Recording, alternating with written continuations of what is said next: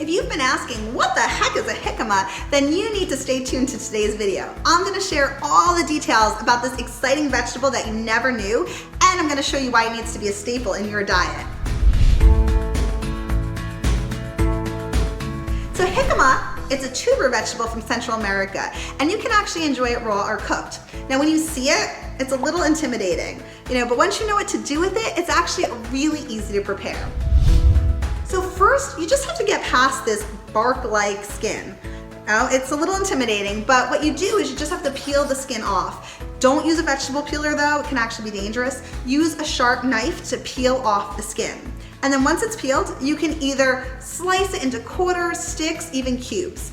Now, you can eat it raw, you can cook it. Raw, it tastes a lot like a savory apple, but when it's cooked, what I love about it, it has a really similar texture to potato, so it makes an incredible substitute for French fries.